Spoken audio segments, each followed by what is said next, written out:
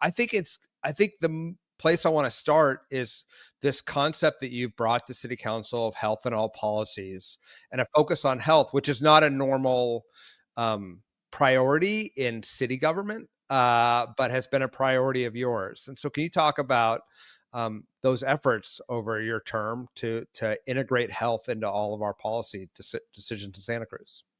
Yeah, sure. Well, I'm going to give just a little bit of my background because I think it's relevant, in that I come from the social services and public health world. I have a master's in social work, and really that work is what inspired me to run for office, is to bring the lens of social services and public health into city governance. And as you mentioned, Ryan, it's typically the county and the state that addresses public health issues. Yet it touches every part of what we do. I mean, from trash pickup to our running water, to unhoused community members, to how we make decisions on housing.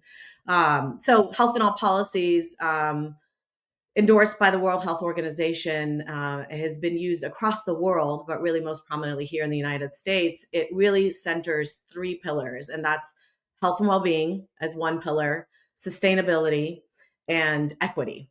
And so every policy decision, every budget decision, every program decision that we make at the City of Santa Cruz, we are to use those three pillars as our guides. So that's a little bit of the background. Yeah, can you give us some examples of maybe in non-traditional areas where health and health policy, trash pickup, housing, like things you wouldn't automatically assume with public health strategy? Well, how about leaf blowers? Yeah. I'm serious. That's an ordinance that we just passed this last year, and it came out of our Health and All Policies Committee. So you think, health and all policies, equity, sustainability, health, and leaf blowers, yet it really does fit. We had a group of constituents, as is the case with a lot of policymaking. You have community members that are unhappy or see a gap or see something missing in the community. So we had community members come to some of us who serve on that committee and make the case that gas powered leaf blowers provide greenhouse gas emissions and impact our climate. They impact our health and well-being in terms of what's ingested from the gas emissions, and they provide noise pollution.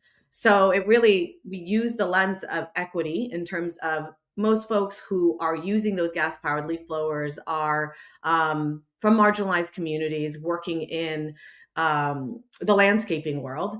So it impacts their health inequitably.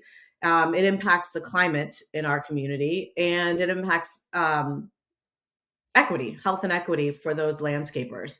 So that's one example of something that's, you would think, non-traditional, but a city responsibility that we were able to shape out of our health and all policies with an equity framework, right? So along with the policy, we're looking at how to help support landscapers in getting funding so that they can transition out their gas-powered leaf blowers for electric leaf blowers.